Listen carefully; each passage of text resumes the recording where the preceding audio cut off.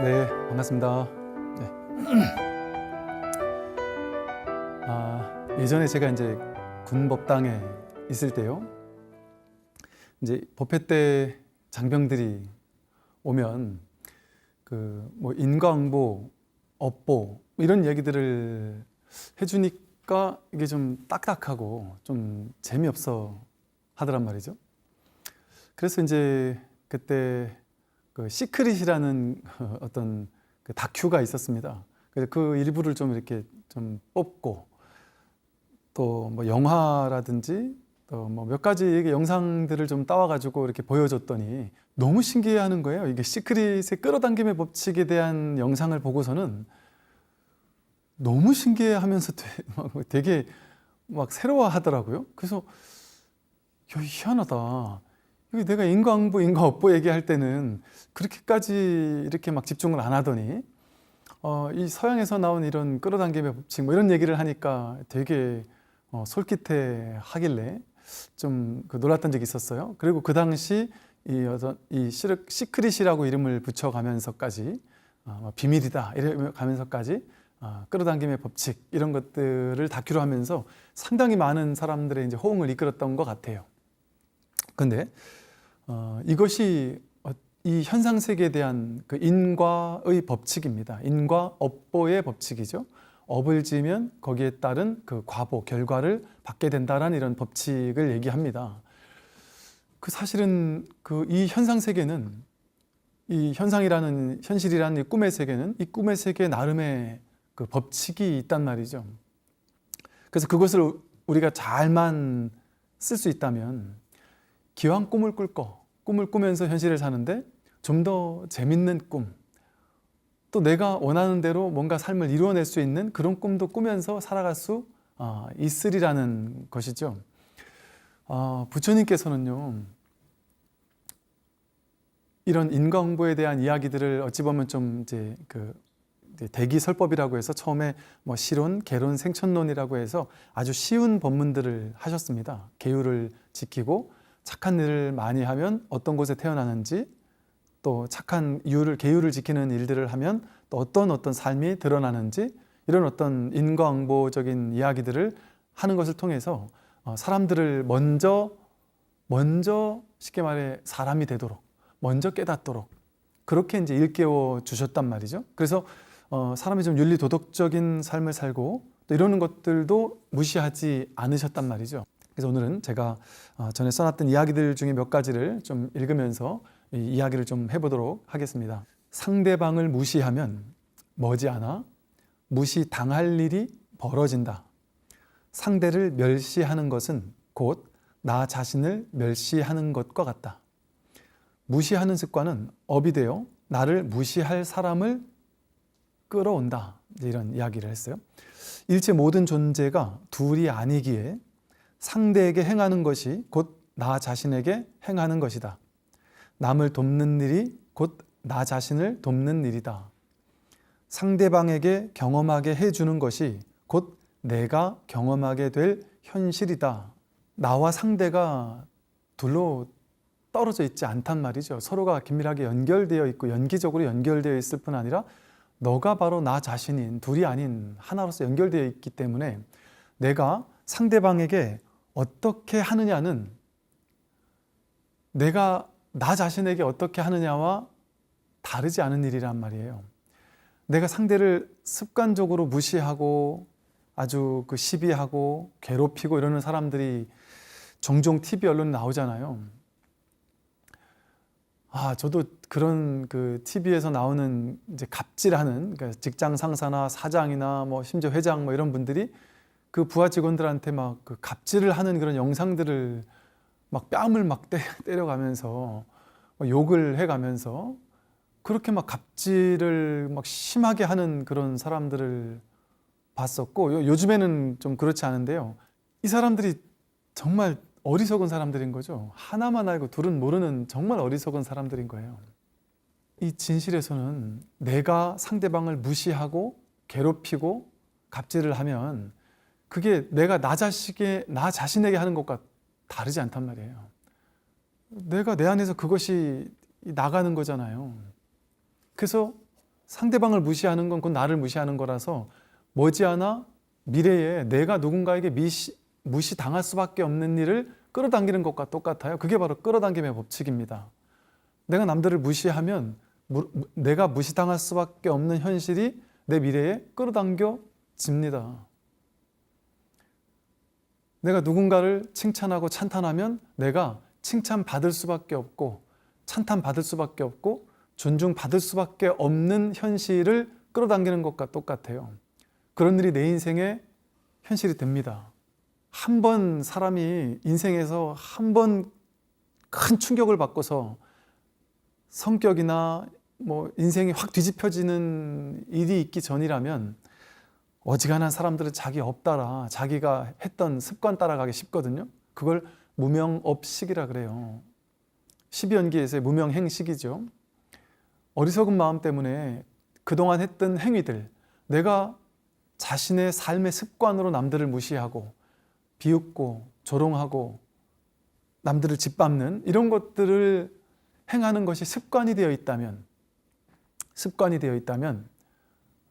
그게 나도 모르는 사이에 나한테 그냥 딱 달라붙어 있어요. 존재 자체에 그냥 딱 달라붙어서 나도 모르는 사이에 그냥 그 사람의 존재 자체가 끊임없이 악업을 짓는 삶이 되는 거예요. 그러니까 사람들이 악업을 짓는 사람은 계속해서 비슷한 악업을 지속적으로 계속 짓게 됩니다. 더 심한 악업들을. 선업을 짓는 사람은 지속적으로 더 계속해서 선순환되는 선업을 짓게 되겠죠. 그래서 사람이라는 존재가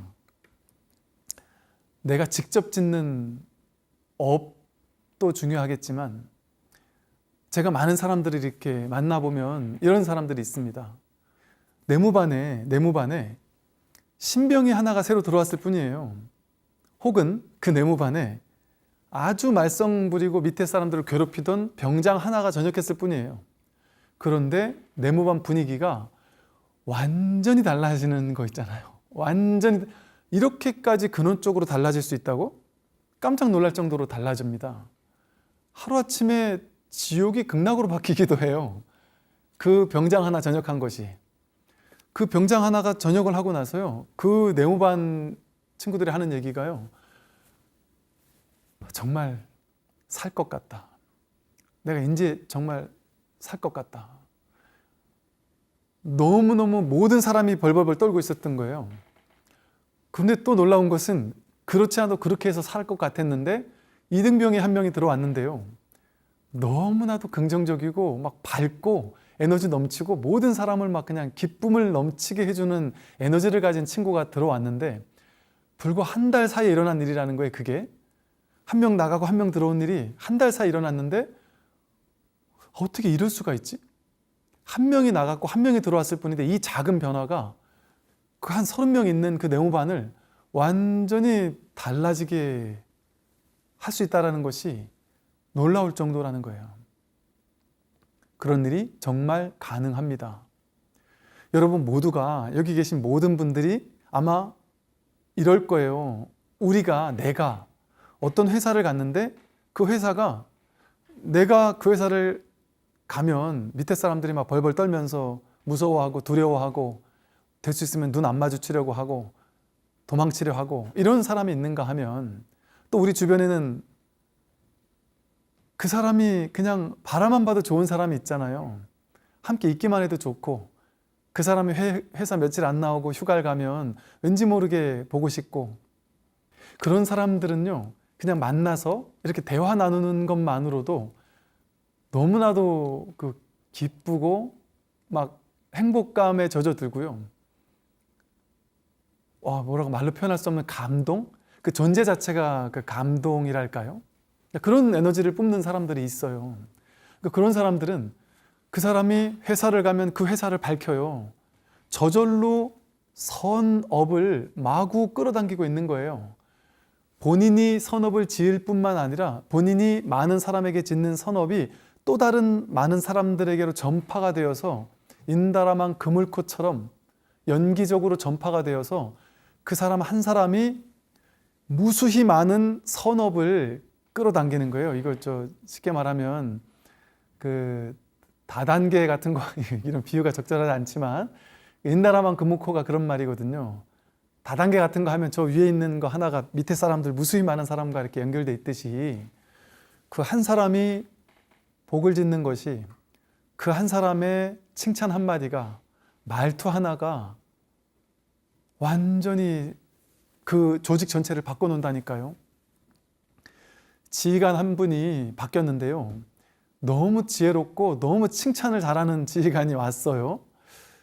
근데 이분은 그냥 본인이 이제 밑에 부하로 있을 때 너무나도 막 내가 능력이 없고 진급도 못할 것 같고 뭘 해도 능력을 인정을 못 받고 그래서 너무 좌절감에 빠져 있을 때가 있었답니다.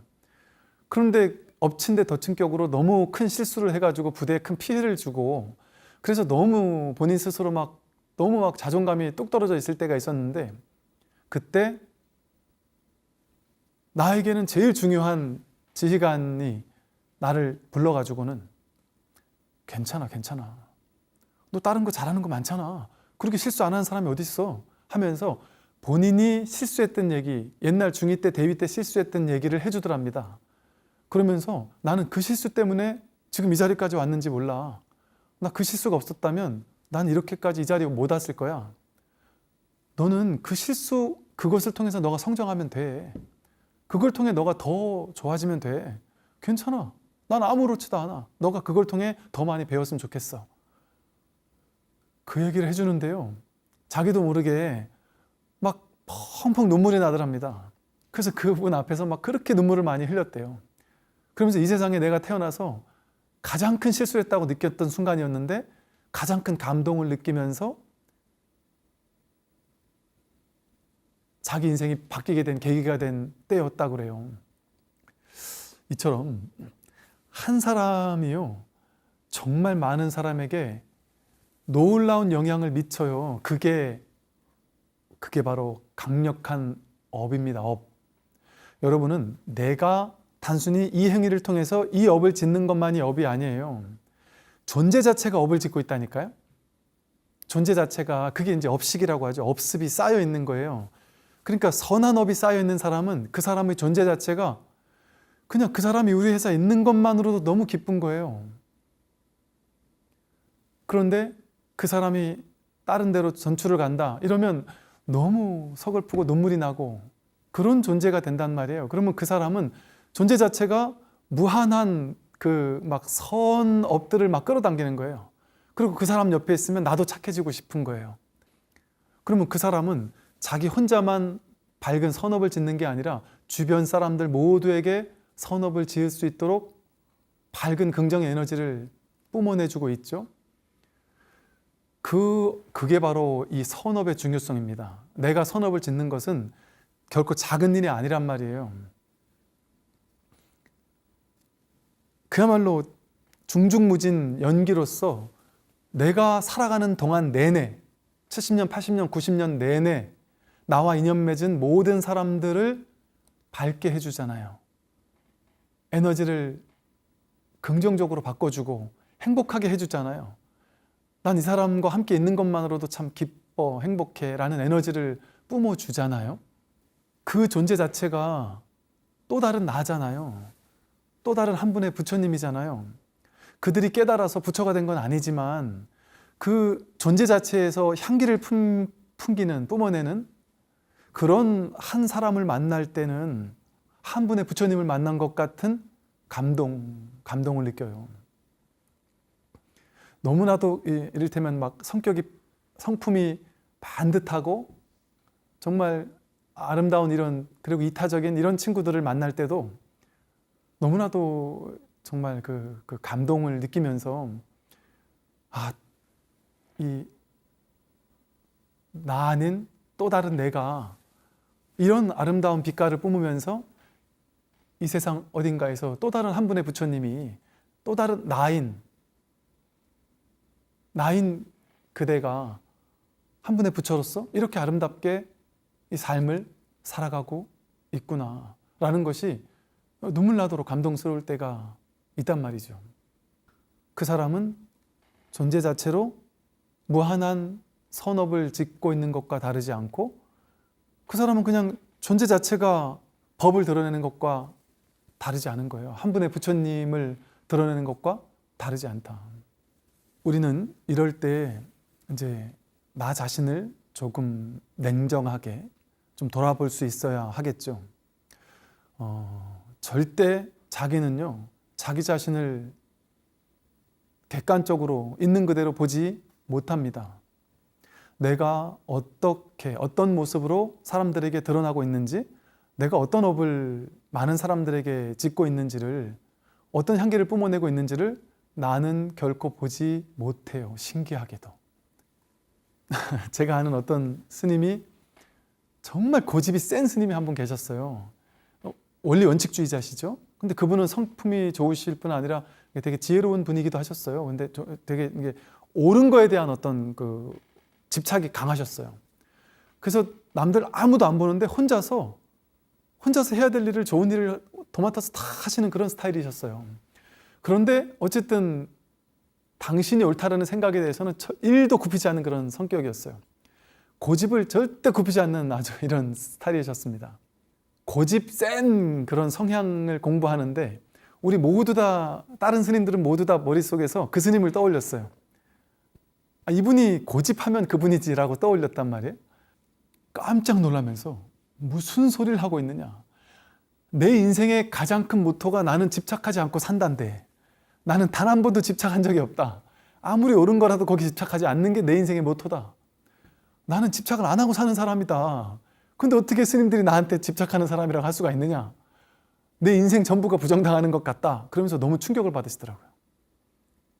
그래서 그때 차를 마시면서요, 스님들이 모여가지고 몇 사람이 모여서, 야, 우리 오늘 이 스님 본인을 보여주자. 그래가지고 하나하나 설명해 가면서 이러한 거, 이거 집착 아니냐, 이러한 거, 아무리 옳더라도 거기에 대한 집착 아니냐, 몇 시간을 얘기한 끝에 그분이 수긍을 하시면서, 와, 정말 나는 오늘 완전히 충격적으로 새로 태어났다고.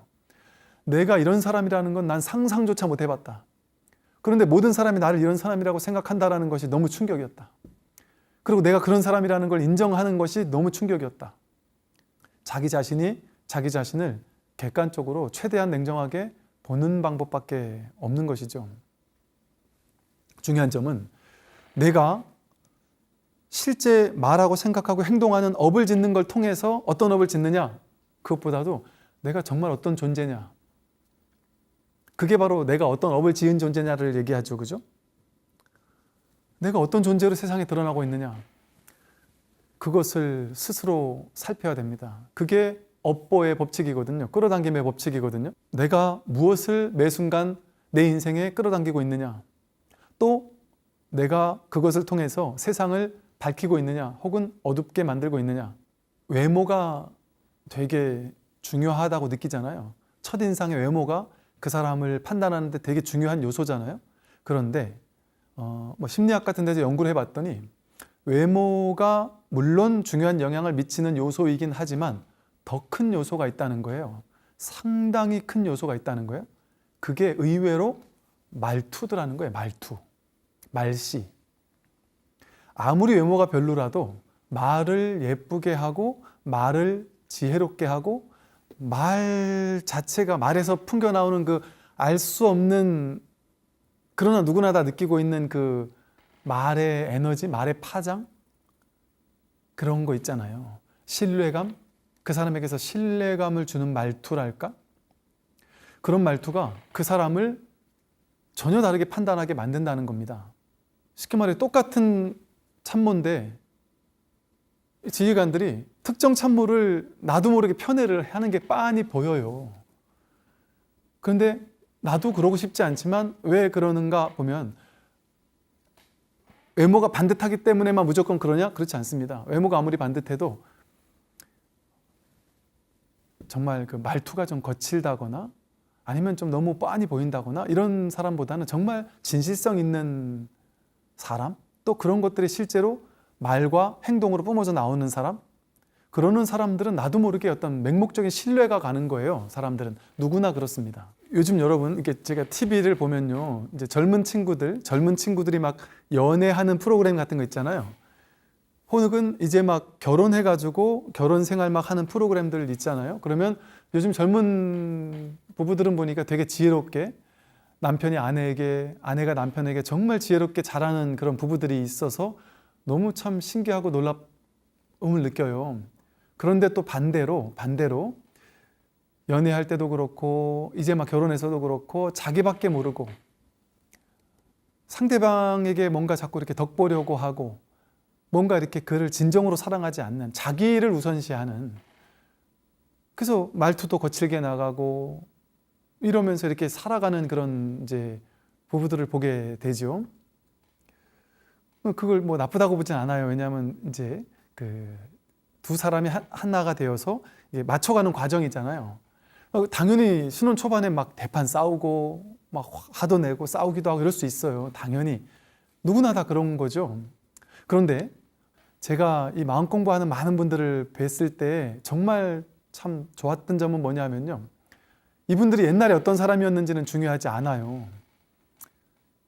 그분들이 옛날에 내가 남편에게, 아내에게 정말 힘들게 했어요, 이런 건 중요하지 않더란 말이죠. 신기한 점이요, 이 마음 공부를 하는 사람들은 날이 갈수록 지혜로워지더라는 거예요. 그 뭘로 알 수 있을까요? 날이 가도록 지혜로워지는지?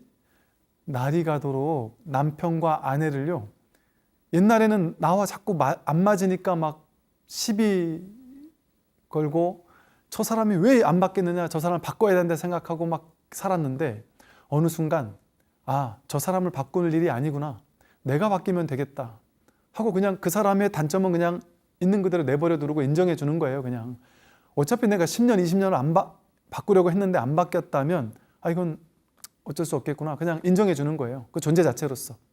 그래서 사실 우린 그렇잖아요. 가장 가까운 가족이니까 화도 더 잘 내고, 가장 가까운 사람이니까 더 쉽게 화를 내요.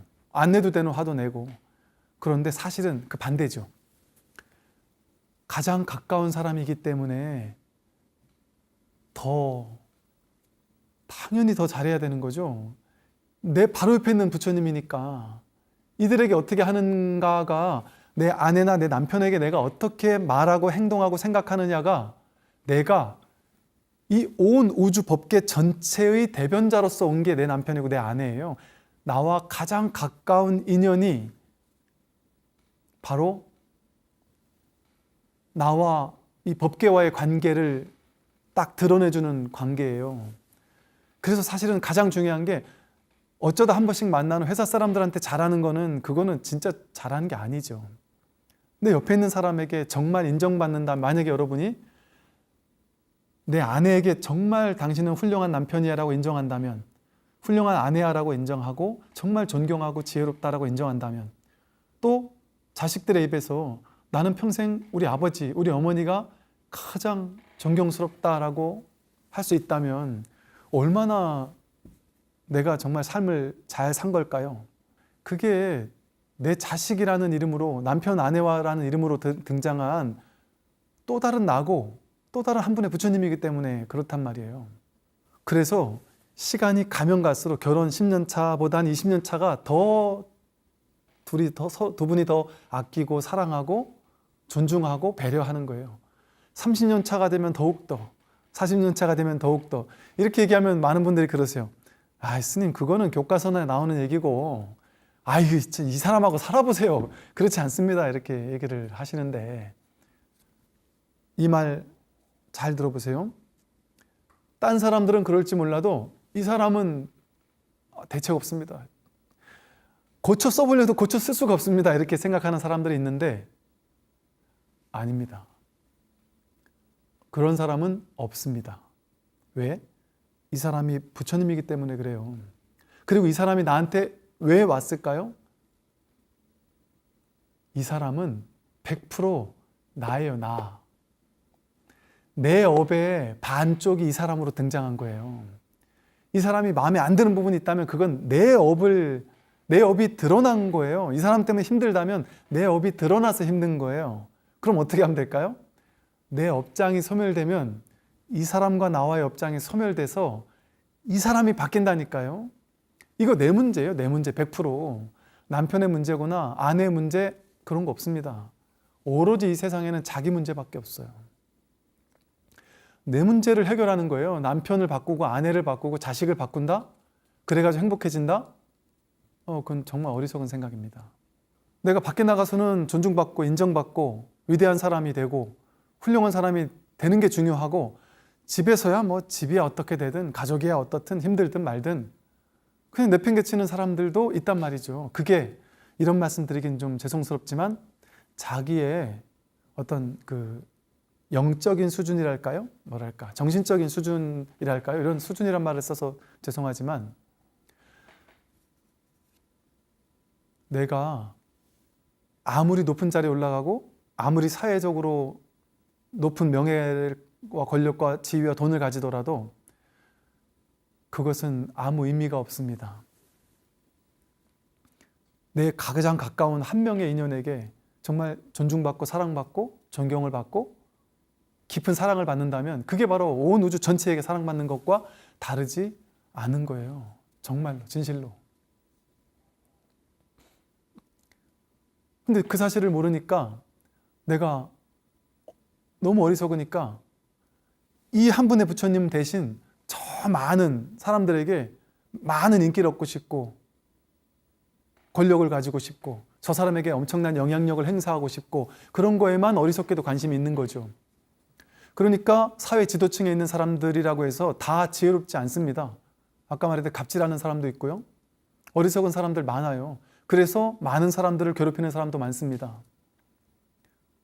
겉으로는 자기가 잘났고 이타적이고 세상 사람들을 위하고 국민을 위한다고 말하면서도 정작 자기는 잘못하면서 삿된 일을 하면서 그렇게 사는 사람들, 그래서 이 국민들의 문매를 맞는 그런 정치인들도 때때로 볼 수 있잖아요. 그래서 이 마음 공부는요, 너무나도 심플하고 단순한 공부거든요. 세상을 바꾼다고요? 여러분, 내가 이 세상 전체를 바꾸겠다고요? 그 허망한 망상이라고 하면 이제 욕하는 사람이 있겠지만, 그거 먼저 하는 건 불가능합니다. 내가 나를 바꾸면, 내가 나를 변화시키면, 내가 나를 구제하면 그게 온 우주 전체를 구제하는 것과 다를 수가 없습니다. 내가 구제될 때 세상을 구제할 수 있는 지혜가 나와요. 내가 내 가족을 구제할 때, 내 남편을 구제하고 내 아내를 구제할 때, 내 자식을 구제할 때, 이 세상에서 가장 행복한 자녀로 키울 수 있다면, 그랬을 때 세상도 구제할 수 있는 지혜가 나에게 열릴 수 있어요. 근데 가장 가까운 사람을 구제 못하고 나 자신을 구제 못하고 세상을 구제한다? 허망한 망상입니다. 근데 자기 집안도 제대로 하지 않으면서 나가서 세상을 구제하겠다고 뭐 정치를 하겠다. 그거는 좀 전도된 생각 같아요. 그래서 옛날에 이렇게 막 우리 옛날에 60년대, 70년대 이럴 때 막 나라를 바꾸겠다고 데모하고 막 이러고 살았잖아요. 우리가 어릴 때. 근데 그랬던 데모하던 많은 스님들 중에, 많은 분들 중에 출가의 스님이 되신 분들 계세요. 네, 국가를 바꾸려고 데모를 했는데 국가가 안 바뀌는 것 때문에 내가 분노하게 되고 막 울분을 참을 수가 없게 돼서 이 화를 감당이 안 되더라는 거예요. 나중에 보니까 국가를 바꾼다고 생각하면서 내가 나 자신도 못 바꾸고 있더라. 내 안에 화도 하나 다스리지 못하고 있더라. 나 같은 사람이 어떻게 세상을 바꾸겠다고 했는지 모르겠다. 그래서 출가해서 마음 공부하던 스님들 얘기를 전 여러 명 들었거든요. 다시 아까로 돌아가서요. 내가 상대방에게 경험하게 해주는 것을 내가 경험하게 됩니다. 나와 함께 일하는 직장 동료들에게 야, 우리 직장은 정말 천상세계가 따로 없다. 극락이 따로 없다. 너무 행복한 직장이야. 라는 것을 경험하게 해주는 사장, 회장님이라면 그 사람은 앞으로 점점 더 그러한 것을 경험하게 될 겁니다. 놀라운 세상을 경험하게 될 겁니다. 내가 남들에게 그 행복한 세상을 경험하게 해줬기 때문에 내가 앞으로 경험하게 될 세상은 그런 세상이에요. 내 주변에 만나는 사람마다 나를 기쁘고 행복하고 찬탄하게 만들어주는 사람들을 만나게 됩니다. 그게 바로 끌어당김의 법칙이죠. 내가 사람들을 행복하게 해줬기 때문에 나를 행복하게 해주는 사람이 내 인생에 포진되어 있단 말이에요. 가는 곳곳마다. 내가 내 아내를 행복하게 해줄 수 있기 때문에, 내 남편을 행복하게 해줄 수 있기 때문에 이 세상 모든 사람들이 점점 나를 행복하게 해주는 사람들이 자꾸만 내 옆에 등장한다니까요.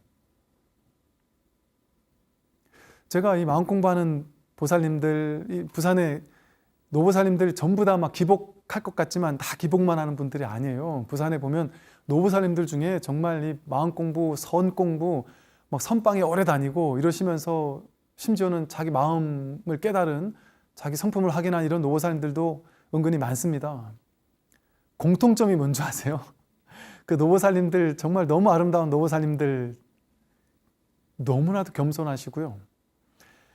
남편과 전화 통화를 할 때나 남편과 이렇게 이야기 나누는 걸 보면요, 한 70, 80대 노보살님께서 남편한테 전화가 왔는데 전화를 받을 때 정말 꿀이 뚝뚝 떨어진다니까요.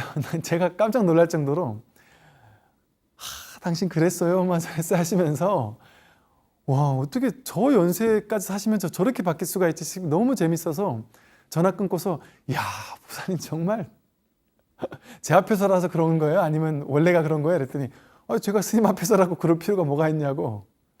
근데 사실 나도 옛날부터 이러지 않았다. 다 그렇더라니까요. 정말 신기해요.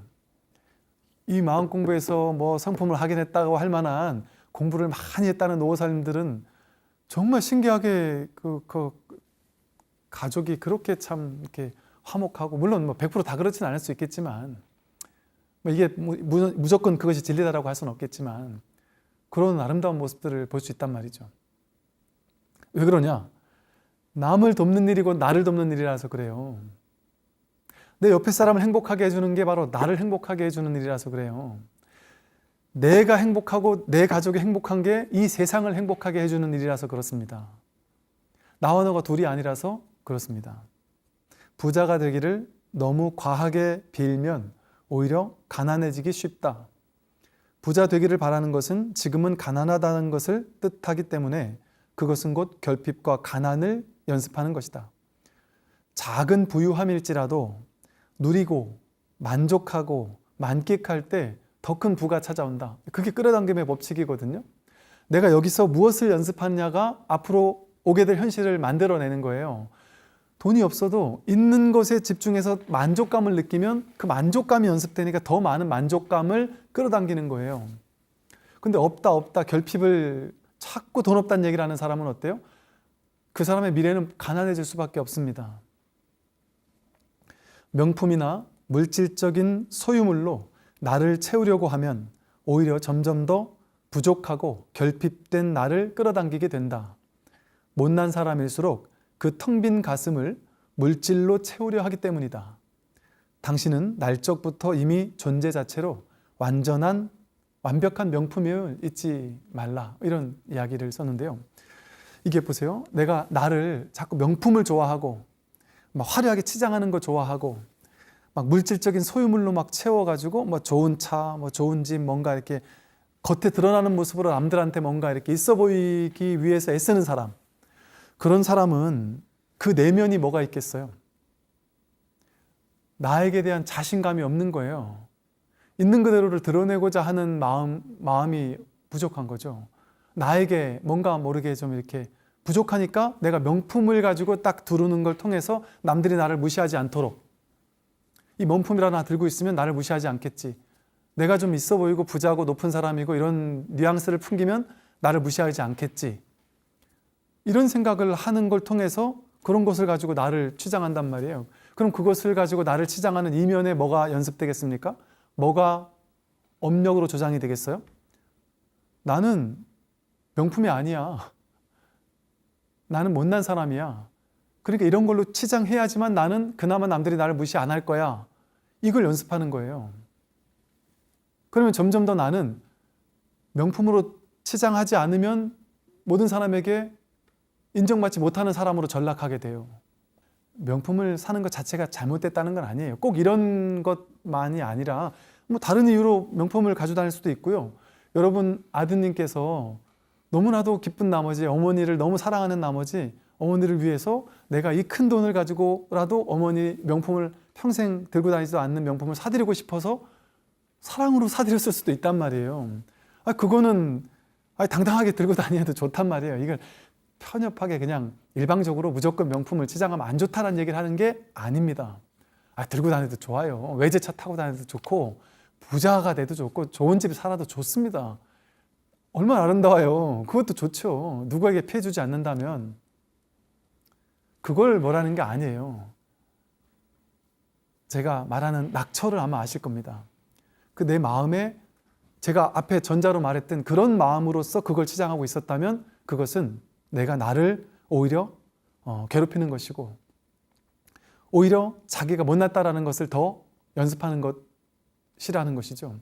내가 본래 명품이라는 것을, 내가 본래 부처라는 사실을 자꾸 망각하는 그런 행위일 수밖에 없다는 것이죠. 그래서 우리 불교에서도 이렇게 말하죠. 이 업사상, 업보라는 사상은 이 우주 법계의 균형과 평등의 법칙입니다. 어떤 업을 내보냈느냐에 따라서 내보낸 것과 동일한 업이 다시 나에게로 돌아온다는 것이죠. 그래서 사람들을 향해 자주 하는 나의 행위, 그것이 곧 나 자신을 향해 또 내 미래를 향해서 하는 행위와 다르지 않다는 겁니다. 그래서 지금까지 내가 살아오면서 나는 어떤 업을 짓고 살았지? 과거의 업이 중요한 게 아니에요. 지금 매 순간순간 과거에 지었던 모든 업들이 지금 매 순간순간에 나의 말로 나오고 나의 행동으로 나오고 나의 삶으로 매 순간 나오고 있어요. 놀라운 것은요, 많은 사람들이 나도 모르게 비언어적인 요소 있잖아요. 그 사람의 표정, 말투, 행동, 진정성, 그 비언어적인 말투 속에 그 사람을 그냥 한 번 봤을 뿐인데, 한 번 그 사람과 대화를 나눴을 뿐인데 그 사람을 읽는 능력을 사람들은 누구나 가지고 있어요. 쉽게 말하면 업을 파악하는 능력을. 그러니까 내가 어떤 업을 짓느냐에 따라서 나라는 존재가 100% 드러나고 있는 거예요, 세상에. 그러니 이 마음 공부를 통해서 내가 복을 짓고 살고 말과 생각과 행동에서 내가 조금 부족하다 하더라도 조금 더 복을 짓고 마음 공부를 해서 이 지혜로운 삶을 내가 현실화 시킨다면 나도 모르는 사이에 나도 모르게 신구의 삼업이 바뀌기 시작해요. 놀랍게 강력하게 빠르게 바뀌기 시작합니다. 이 지혜가 생겨나면. 근데 업장을 하나하나 다 소멸시키는 건 쉽지 않거든요. 그러나 이 마음 공부를 하면 문득 그 수미산을 넘는 업장이 한순간에 소멸된다. 그래서 사람이 달라집니다. 저 사람 너무 밝아졌어. 사람이 어떻게 저렇게 바뀔 수 있나? 깜짝 놀랄 정도로 사람이 근원에서 바뀌어요. 그래서 존재 자체가 뿜어내는 이 신구의 삼업의 아우라가 벌써 달라져요.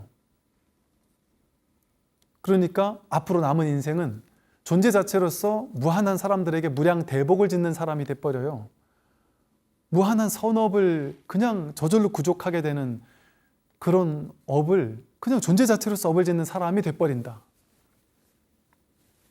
그러니까 마음 공부하는 사람은 그런 사람이 되어야 하지 않겠습니까? 그래서 내가 평소에 어떤 업을 짓고 살고 내가 지은 업이 매 순간순간 어떻게 드러나고 있는지를 자기 자신 스스로 한번 있는 그대로 냉정하게 객관적으로 좀 바라보고 그럴 수 있는 좀 시간을 가지시고 또 그걸 하나하나 해서 직접 업장 소멸하겠다고 하는 것보다 기도를 통해서 업장 소멸한다 이것도 좋지만 이 마음 공부를 통해서 마음의 본성을 확인하고 난다면 아주 근원에서 수미산을 넘는 업장이 한순간에 소멸될 수 있다. 오늘 여기까지 말씀을 드리도록 하겠습니다. 들어주시느라고 고생 많으셨습니다. 네, 승부하십시오.